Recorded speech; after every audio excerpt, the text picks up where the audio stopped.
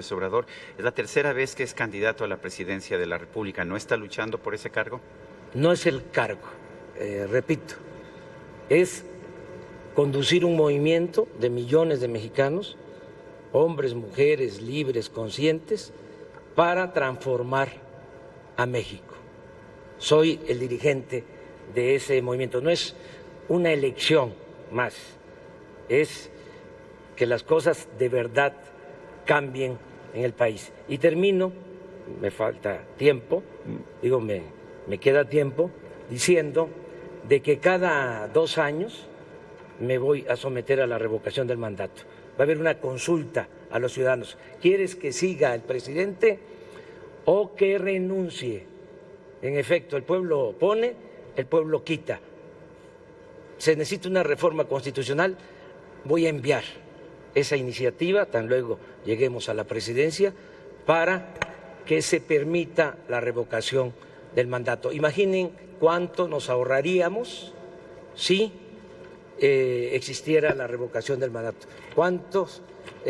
Candidato, en caso de que usted perdiera la elección, ¿aceptaría haber sido derrotado? ¿Sí? Desde luego que sí. En la democracia también se gana o se pierde.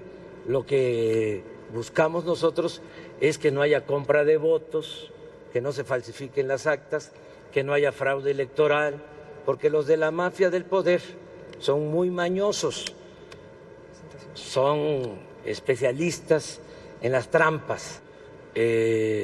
Los recursos, la mitad del gasto de campaña presidencial a damnificados. Llevamos entregados alrededor de 70 millones de pesos, de 103 millones, y vamos a concluir pronto. Estoy informando sobre esto cada mes en las redes sociales. Es un medio, no es un fin. Yo lo que busco es la transformación de nuestro país y estamos a punto de lograrlo, de lograr la cuarta transformación en la historia de México. De modo que no voy a fallarle a los mexicanos, no voy a traicionar a millones de mexicanos que están confiando en nosotros. Y no ha funcionado la estrategia que han aplicado tanto el PRI como el PAN. Ha crecido el número de homicidios, 220,000 asesinatos en el gobierno de Calderón y de Peña, 36,000 desaparecidos, más de 1 millón de víctimas de la violencia. Tenemos que hacer todo para conseguir la paz. La violencia se desató en el país porque no ha habido crecimiento económico desde hace 30 años, en términos reales. Si no hay crecimiento económico, no hay empleos. Si no hay empleos, no hay bienestar. Y si no hay bienestar, no puede haber paz y tranquilidad. Miren estos datos. Sergio, tú estabas hablando del 2008 al 2016, Coneval, lo que ha crecido la pobreza en México, con Calderón y Peña Nieto. Nada más 4 millones de pobres en 8 años, a razón de 500,000 pobres por año. Es una fábrica de pobreza. Pero insistir que el problema de la incidencia de la violencia se originó por la falta de crecimiento económico, de empleo y de bienestar, y que no se puede enfrentar la violencia con la violencia. No se puede apagar el fuego con el fuego. Eso es lo que está demostrado con esa estrategia fallida. El mal hay que enfrentarlo haciendo el bien. Tiene que haber crecimiento, tiene que haber empleo, se tiene que atender a los jóvenes que se les ha dado la espalda, que no tienen oportunidad ni de estudio ni de trabajo. Y acerca de la amnistía, yo tengo, repito, no quiero presumir, una experiencia exitosa cuando fui jefe de gobierno, porque reduje la incidencia delictiva y creo que tenemos que hacer todo para garantizar la paz. Y será, siempre es Andrés Manuel y Andrés Manuel. A mí me pueden llamar peje, pero no soy lagarto. Siempre he hecho de mi vida pública una línea recta. Tengo 3 principios que me guían: no mentir, no robar, no traicionar al pueblo.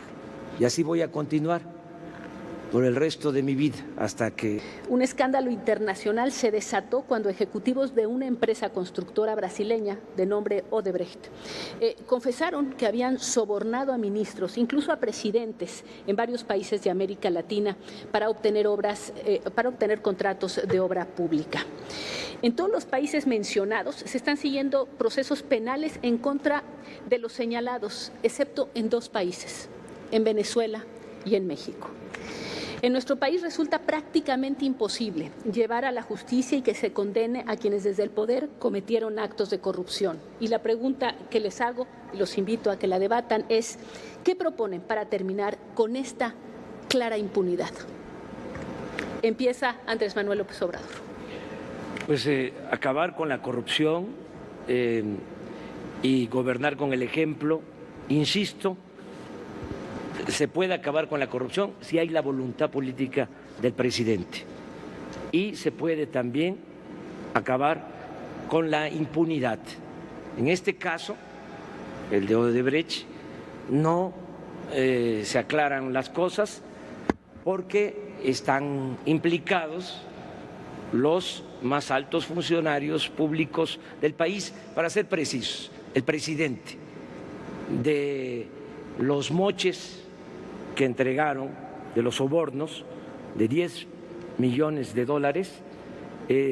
la mitad de ese dinero se utilizó en la campaña de Enrique Peña Nieto.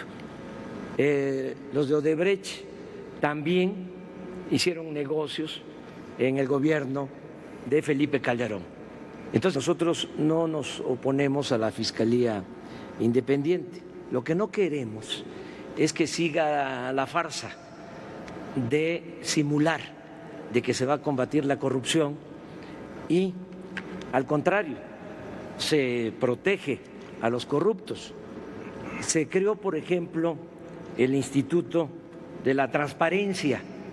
Hablando del caso de Odebrecht, ¿saben ustedes qué resolvieron en el Instituto de la Transparencia? Mantener en secreto la investigación de Odebrecht. Entonces, sí queremos un fiscal independiente, no nombrado por el presidente, por el Congreso, pero a propuesta, como lo establece la ley, del presidente, con la presentación de una terna. De que yo corrupto, ya me hubiesen destruido los de la mafia del poder, que son los jefes de los candidatos, los verdaderos jefes, jefes de jefes. Con excepción de ya saben quién. Entonces, sí soy honesto, por eso también, porque el pueblo no es tonto, tonto es el que piensa que el pueblo es tonto, estoy